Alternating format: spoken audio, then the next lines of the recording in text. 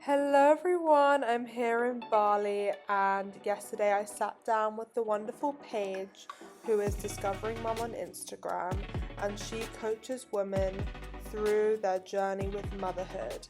And it was so amazing to speak to Paige because I think that motherhood is such a beautiful initiation into unconditional love and so much more. Paige is a 10-week-old baby and just showed up in such a beautiful way on this episode. And I really wanted to chat with her about what it's like to be a mother and also run a business alongside that. And even if you're not a mother, I think it's really important to listen to this episode because we talk a lot about the notion of not having enough time, the notion of learning to connect and listen into what your needs are and really honoring those. And we can all learn from that, no matter where we are. We also spoke into identity because I think there's this idea of when you become a mother, a lot of people put their full heart into it, and there's nothing wrong with that. It's such a beautiful thing. But I think a lot of people feel like they lose themselves in this journey, and Paige coaches people through that. And we spoke into this a lot in this episode. And this is useful for anyone, when we get a job or we commit our lives in a relationship. We sometimes lose ourselves in that, and this is the journey of life to rediscover who we are over and over again. But sometimes we need guidance on that journey. So I hope this episode helps you with that. Hello, everyone. Welcome to this week's episode of Wisdom Within. I'm here with the wonderful Paige. And today we're going to dive into a topic that I haven't yet covered on my podcast yet. It's to do with all things related to motherhood. So, Paige, if you want to introduce a bit about what you do, about how you serve people at this current moment in your life, and yeah, just say hi. Yeah, hi everyone.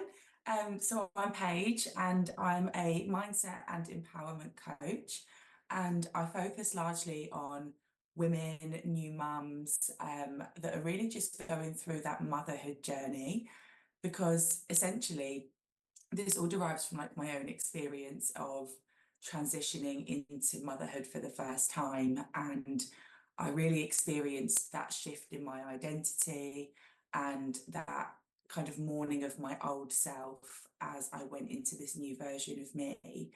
And that can be a really challenging time for a lot of women and for a lot of mums as we navigate learning how to be a mum, having this brand new baby in our lives, as well as who we are alongside being a mum, because we still have our own identity, we still have everything of who we were before, but it's kind of where does that all fit in? And that can be a really difficult thing to navigate in terms of our mindset and this feeling as well of guilt that comes up for mums around, am I allowed to still be me? Am I allowed to still do those things?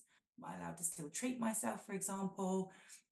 So I really help mums navigate their confidence and their self-worth in terms of who they are as an individual and what their purpose is for themselves alongside being a mum, and just getting into that really kind of mindset where they can thrive as an individual, as a woman, alongside being an incredible mum.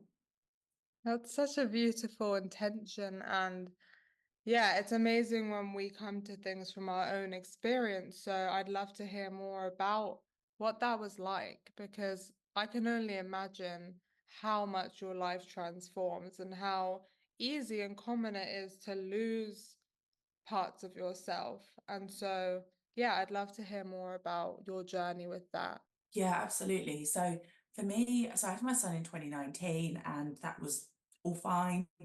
But then obviously we went into lockdown, uh, COVID pandemic in 2020, and I'd not long gone back to work. So I'd been back at work 2 months when we went into that lockdown.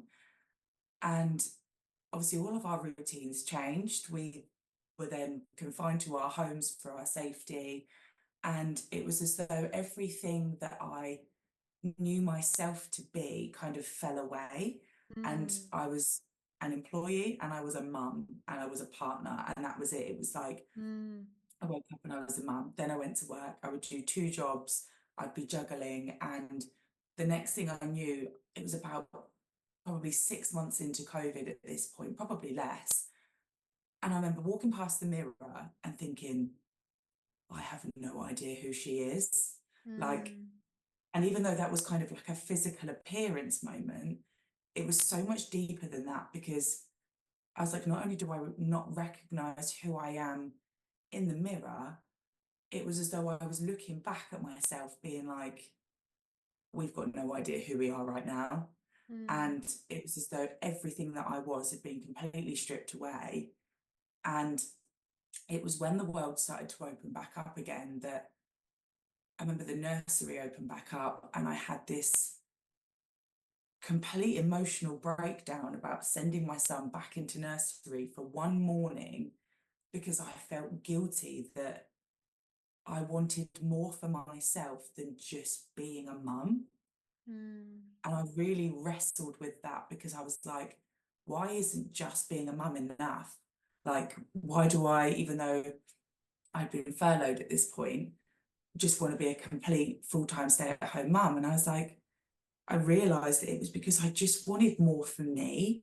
Mm. Like, I wanted to get to know me again and Mm. have that sense of identity as who I am as a woman, not just me as a mum, because we evolve as we go through life, we evolve as we grow, as we experience new things. And you don't just stop having interests the second you have children. There's still, like you say, those parts of you that exist. There's still those interests, those hobbies, those cravings for growth and for learning that we have. And basically, I then reached a point where I was like, I need to figure out who I am again. I need to figure out who I am in this new chapter of my life, this new version of me, this evolved version that's now got this motherhood part, which is wonderful. And so, yeah, I just went on this kind of self-discovery journey, which was really fun, because I got to be this blank canvas again, and I got to know me again. And how often do we ever really get to do that, to consciously sit and go, right, who am I now? What what do I look like now? And consciously add things back into my life that brought me joy, and motherhood was the perfect opportunity to do that. Mm, yeah, well, thank you for sharing all of that. And I think what you say is so true, is that like having that moment of like, who am I? There's two ways you can always look at it. It's like, oh my gosh, I'm having an identity crisis, or actually now I get to choose who I want to become. I can recreate and rediscover. So what things helped you like put that positive reframe on that? Mm. So a big thing for me was meditation. I'd dabbled with meditation in the past, and just found it as one of those things where I just was always thinking what I wanted to eat for dinner, and was getting overwhelmed with all of the thoughts. But I found a way that kind of worked for me, and that was really just seeing those thoughts as an opportunity as to what was coming up. I Mm. was giving my mind that space, and instead I just kept thinking, oh, all these random thoughts are coming up, and dismissing it as meditation not really working for me. But Mm. when I then saw it as, no, these thoughts are coming up for a reason, you just need to acknowledge them as either ones that you want to dig into more, or ones that you don't, but they're coming up for a reason. So the more I got into that practice of meditation, and again, just consciously giving my mind the time to see what comes up, it was just that Mm. conscious time. Because again, like, when do we ever in our busy lives just stop and give ourselves the time to see what's coming up, the Mm. time to check in? And again, as mums, it's this whole, we're too busy, we're too tired. But when we do it, it can be so transformative. And just sitting there and seeing what was coming up for me was mind blowing, because it was like all of the questions I had, all of the things I'd been wondering, and it all became so easy, because Mm. it was like I already knew it. I just wasn't realizing it because I wasn't giving it the space to breathe. So that was really good for me. And it meant then that I could follow that kind of stream of consciousness then that was coming up in my mind. And I love a whiteboard. Whiteboards for me are just the best creative space to just let my Yeah. mind run wild.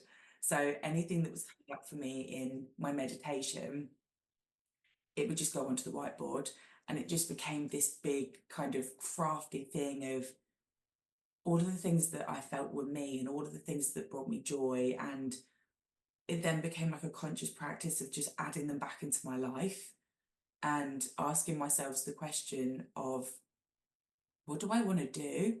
Because this was something that I've struggled with my whole life, is who do I want to be in this world and how do I want to show up? Like Mm. that age-old question of what do you want to be when you grow up? I never knew. I just fell into a good job and just went from there. And it wasn't until, again, I didn't have a job to go to every day because of COVID, that I was like, it's time to ask myself, what do I actually want to do with my time? And that was where I kind of figured out that I wanted to help other women that was going through the same experience I was, because it was more common than I realized to struggle with that sense of identity as you go through that massive transition into motherhood.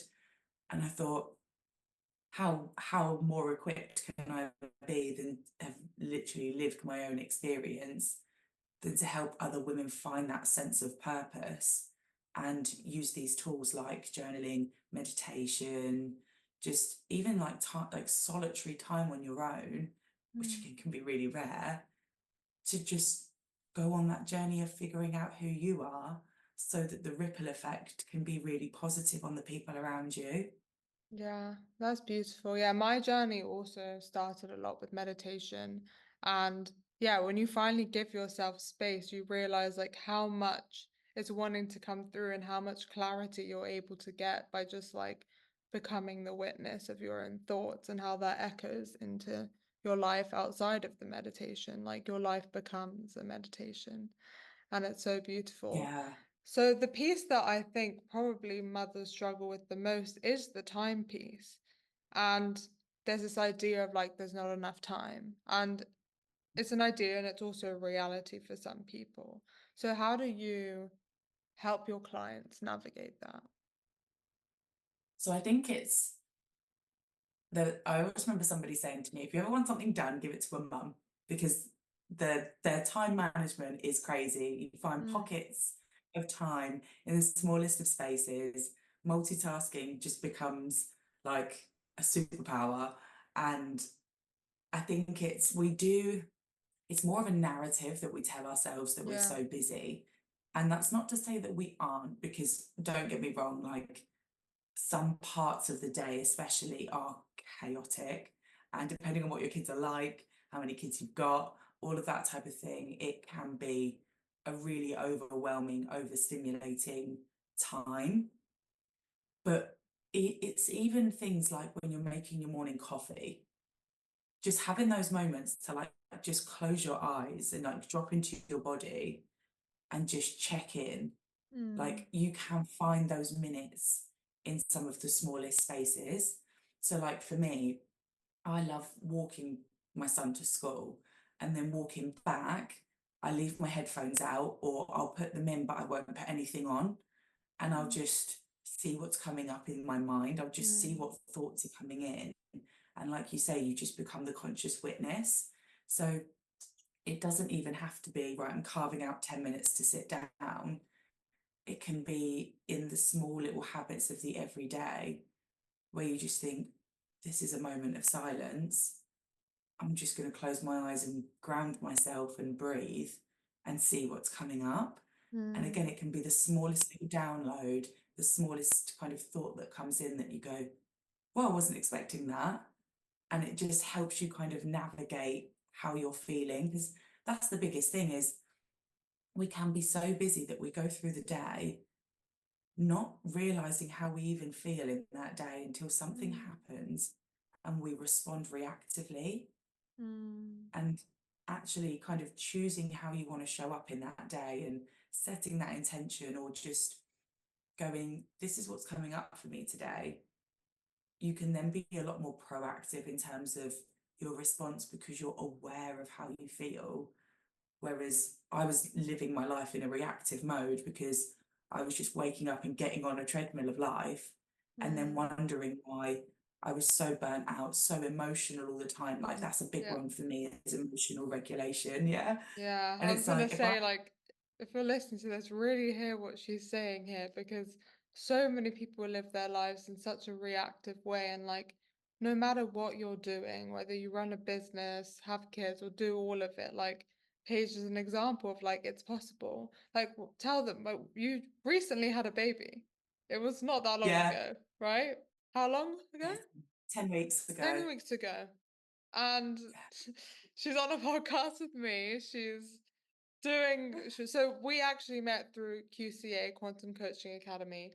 So she was doing that. I mean, she runs an amazing business. So it's possible, and that's why it's such a gift to bring you on, and like it's such a gift that you're like leading the way in this space, because actually maybe you could speak into like how having this awakening, having this new relationship with your emotions has impacted your role as a mother, impacted the relationship you have with your children and your family and friends.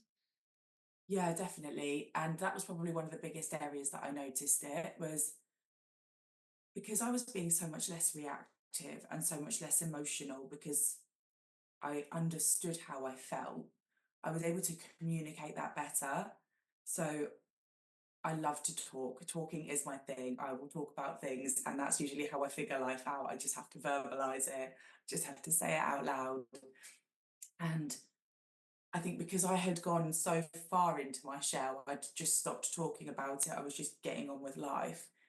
That when I started talking about it again, it was like my partner then understood because he was like, well, I get it. That makes so much sense.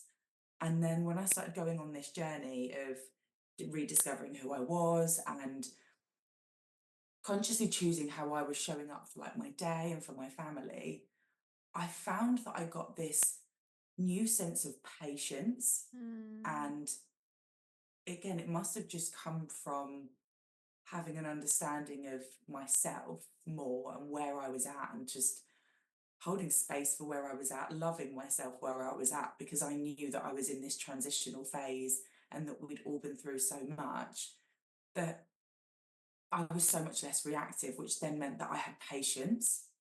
So I was less snappy, I was less grumpy, I was able to just respond to my child better. mm, Because yeah, he was about kind of 18 months at this point. So it's just a bit of a wild time where they're struggling to communicate and but they're learning all of the new things. And it can be things that you either again have that panic response to, or you just learn to again, it's almost like being like a conscious observer. yeah. You would just respond from a place of calm and a place of Mm, patience because I was regulated and it just really improved our relationship. It improved all of the relationships around me because I was so much less reactive. I was so much coming so much less from that emotional space and more of that calm, objective space and seeing the situations for what they actually were instead of what I thought they were or what I immediately felt that they were. And not responding from that emotional place meant that I could just have a more positive response and just a more calm response. It was just mm, instead of going like this all the time, like a roller coaster of emotions, I could just respond on a plateau. And that just felt like such a more aligned space to come from mm, and such a more comfortable place to come from because it's draining going from all these different emotions all of the time. Yeah, it's just helped all of the relationships around me because I feel like I can come from that more detached place instead of mm. being so emotionally involved. I know when you're on the other side of it, like you're like, what are they talking about? How is this possible? But this stuff really works. That's why so many people talk about it. And like, yeah, I really encourage you to just take any moments you have and really like tune in with yourself. And Yeah, did you have to go through a period of like big emotional release? As a woman, like we have hormones, like that's what I've learned is to like work with your emotions because, well, from my perspective, I think that we still need to honor the emotions that come up. Yes, we want to act from this calm, detached place, but like at the end of the day, that's not always possible. Sometimes I'm feeling rage and all these things. So, what tools and techniques do you use for your emotional regulation if that's something that you explore?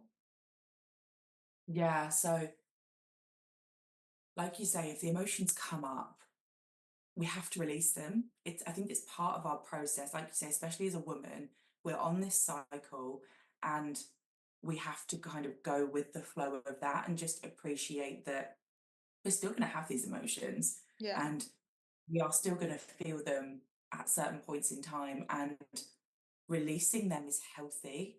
Like Mm, bottling anything up is never good. It's making sure that you get to be able to release that, mm. but in a slightly more proactive way as well. Like I love a good cry. I love a good cry. I love a Yeah. good vent. Love a good rant. Like, Yeah. and it feels so good to just let that out. Yeah. And it gets to be done in a healthy way, in that healthy space. And then I'm kind of like, all right, it's out now. Beautiful. Is there Yeah. any action I want to take off the back of this? Yeah. Because, like, I had a situation with a friend, this was a couple of years ago now, and going through this process made me realize that the energy of this relationship wasn't good Mm, and it actually wasn't serving me anymore. Then I kind of had a conscious process of what's the right outcome for me now to be able to deal with this so that I can manage my own energy and even put like a boundary in place because mm. that's another thing, like energetic boundaries are so important for how we deal with our emotions, how we process our time as well, what energy we give to what relationships. Um, and again, I meditated on it, I gave it time, I gave it like a good couple of days to like a week of processing. Um, and then yeah, I made the decision that I would just set that energetic boundary and take that step back. And it was interesting because then it kind of fell into its natural place. It then Mm. became easy. So it's like these decisions sometimes that can feel so hard because we have such an emotional response to can end up feeling really easy because it is then the right decision to make.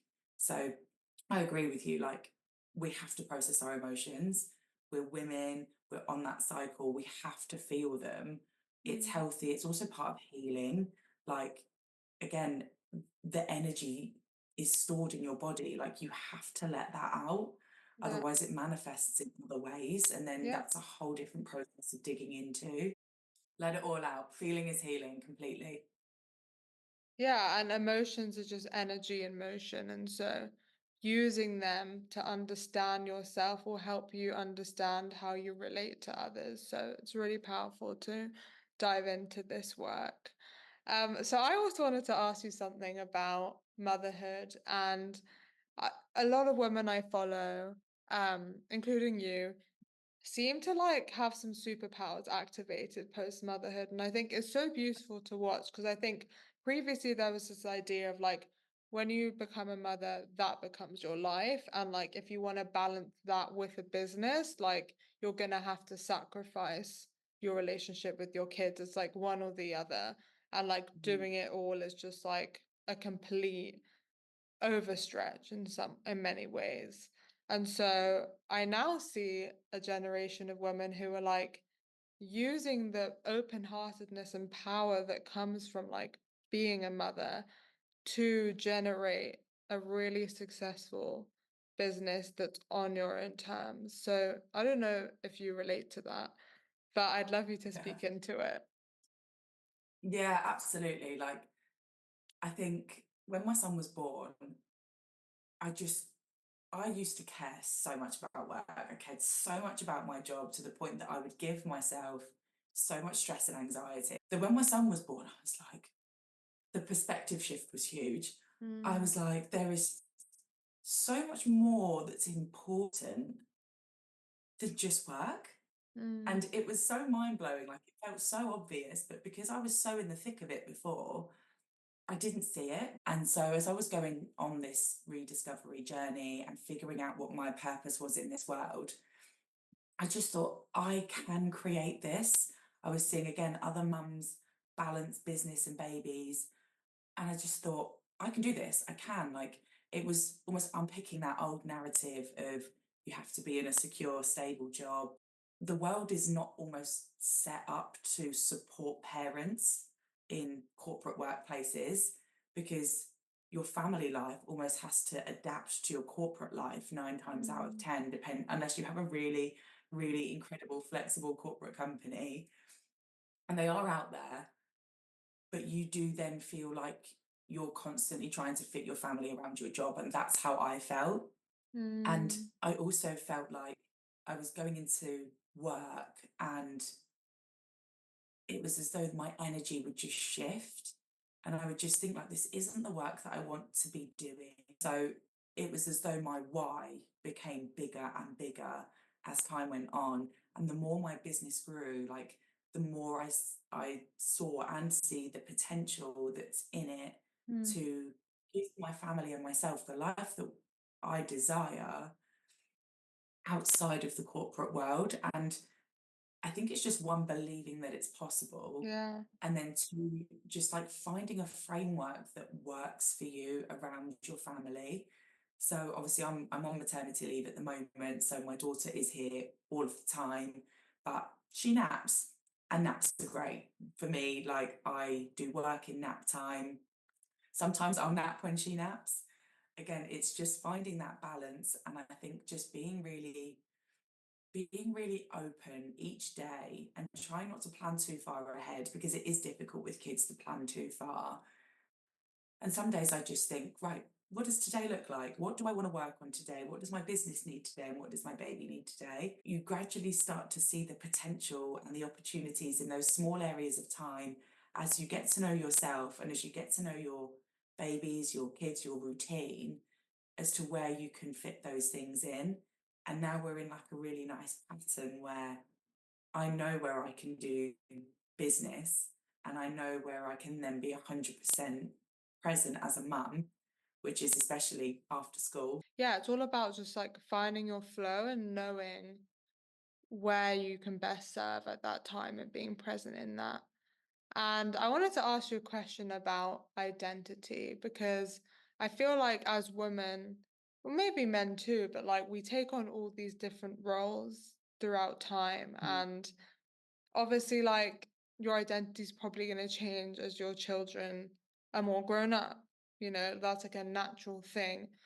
But like it feels like to me you did a lot of soul searching and kind of found yourself in a way. So like how do you feel like you found yourself in light of the fact that like you're always going to be changing and like your external roles is always going to be shifting?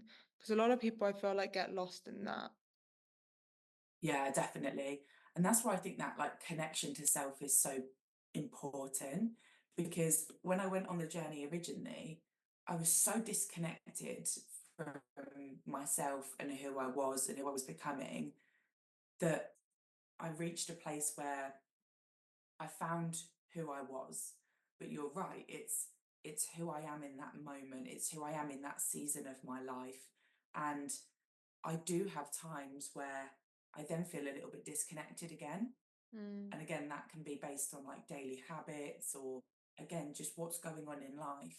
I can sometimes just feel a bit like right now. And then when I go back through that process of getting reconnected, I kind of learn more things as I go along, or I Yeah. kind of understand what those roles need from me, or what I need from others, or what I need for myself.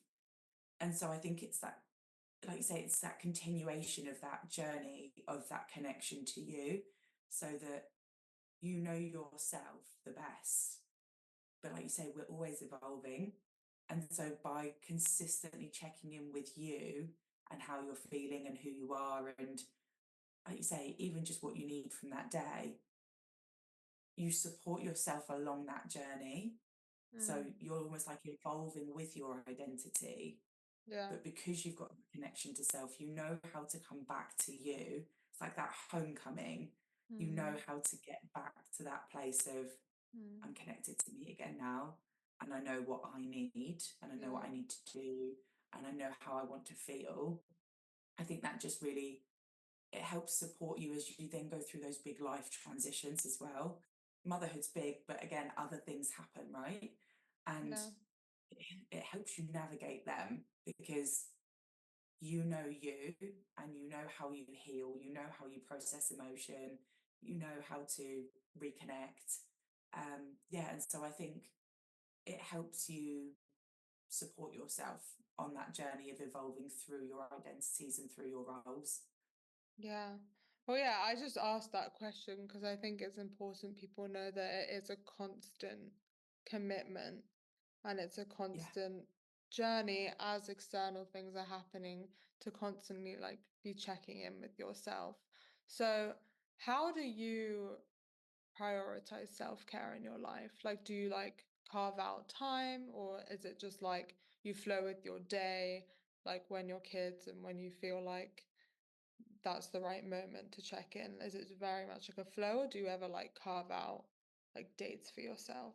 I kind of start the day with a social battery or a general battery, and then throughout the day that kind of dwindles and I'll get more tired or more overloaded or all of the different things. The other day I had a bath at about 4 in the afternoon because I Mm. was like, I need to decompress, I need to relax. I was just feeling a bit overstimulated, and I was like, what do I need to do to just chill out right now? And that was what my body needed. Also, not feeling guilty for doing things for you, like Yeah, not feeling guilty for saying, like, this would make me feel really good, like, yeah, this would make me feel confident or give me a boost, or yeah.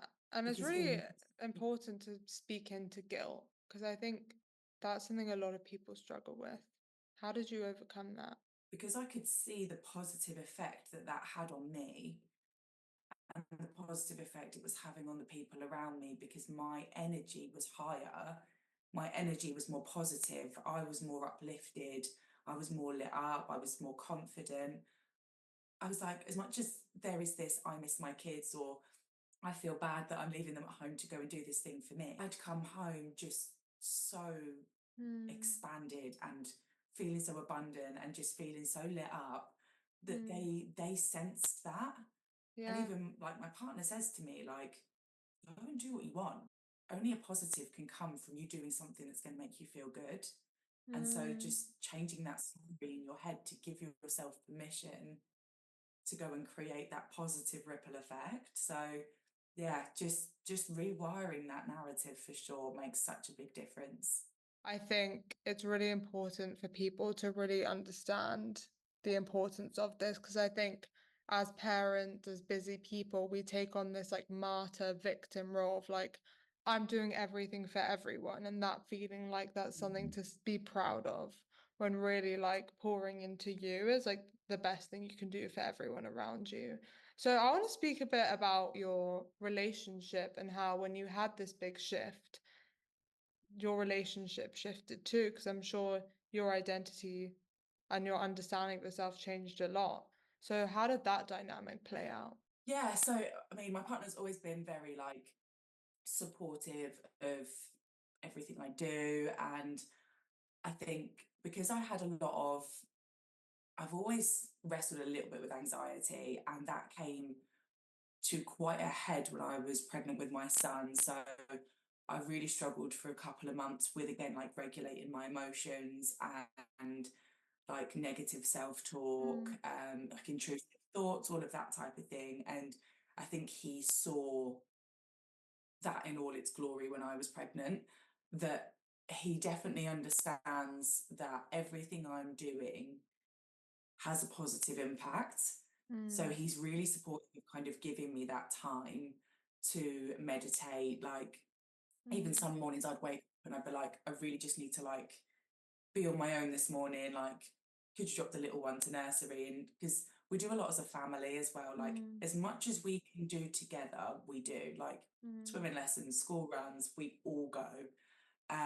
which probably isn't very efficient, but again, it's like a nice time to check Yeah, in. it's beautiful. Um, yeah, so some days I'll wake up and I'm like, I just can't do the school run today. Like I just need that 15 minutes to like just be on my own.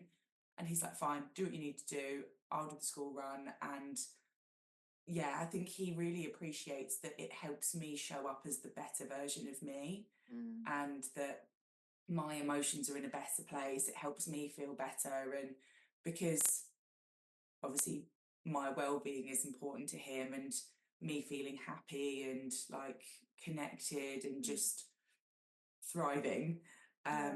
he sees that positive ripple effect. He sees how it changes how I show up with the kids and like my patience levels, that type of thing. I think there's something important to pick up on here is that the reason this dynamic is working is because you honor yourself. I think a lot of the time there's a lot of like blame and hatred and like you don't take care of me and you don't give me the space to do that. But it's like you need to advocate for yourself and then the other person will respond. So you know your limits, you know when you need the time, and that's why it's so important to connect with yourself for even your romantic relationship with your partner.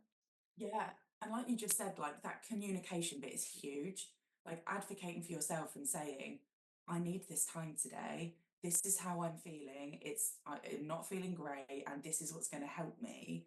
And actually verbalizing that. And I had to learn to do that Yeah. because was a period of time where I just expected him to be able to know how I was feeling and look at my face and be able to tell, and he Mm. couldn't. So by actually communicating that and making it so plain and so obvious and saying, this is what I need, can you support me in getting there?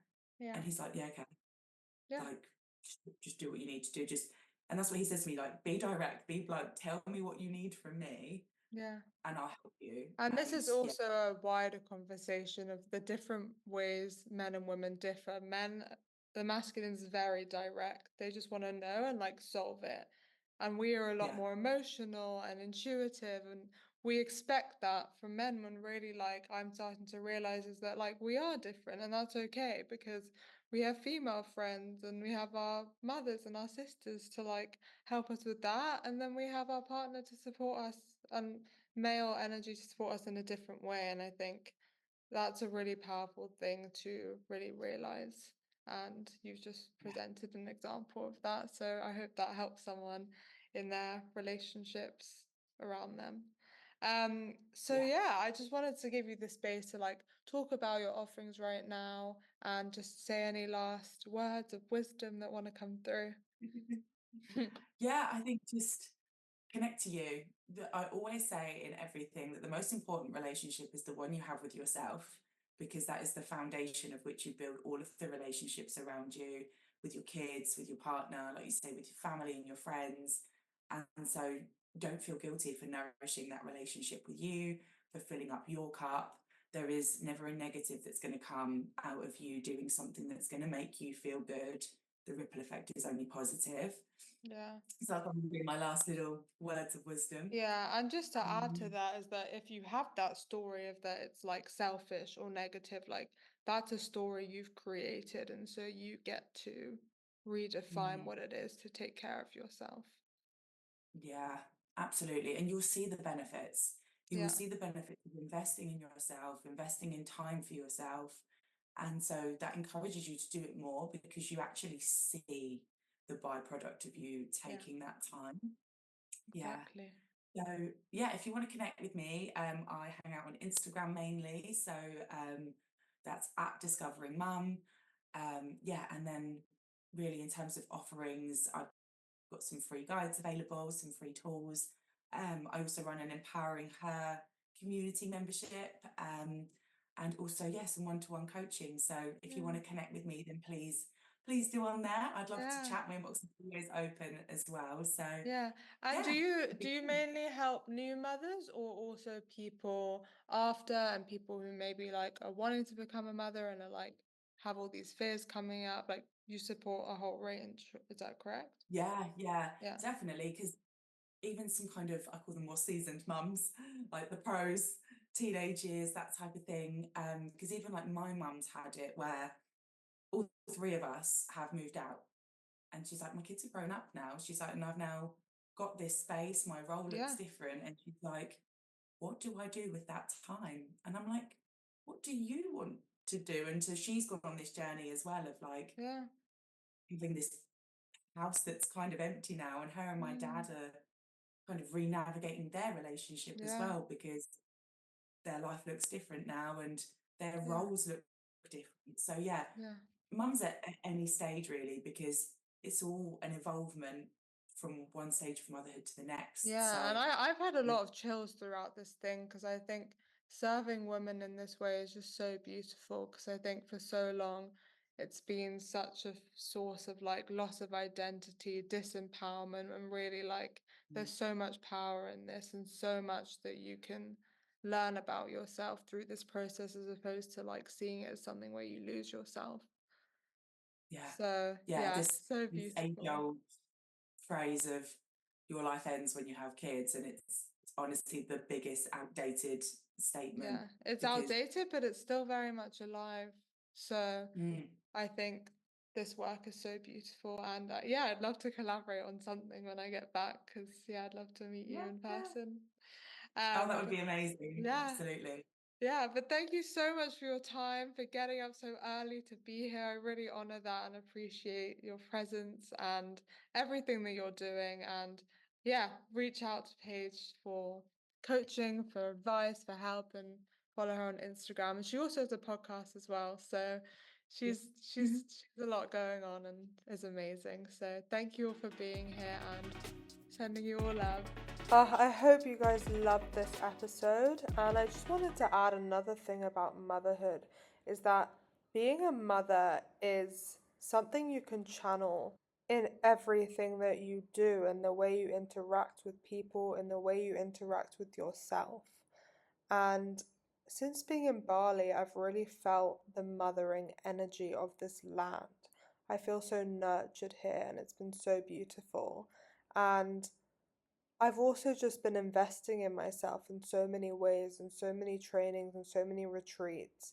And I just wanted to use this opportunity to talk about my retreat coming up in Bali. It's an investment into yourself, into learning how to nurture yourself and come home to your divine feminine energy and your body in a whole new way. So I'm going to drop a link for it in my show notes, and I really hope to see you guys there. And of course, get in touch with any information. We have a few spots left, August 1st to 6th, here in Ubud, and this land is just absolutely magical. So sending you all love and speak soon. Bye.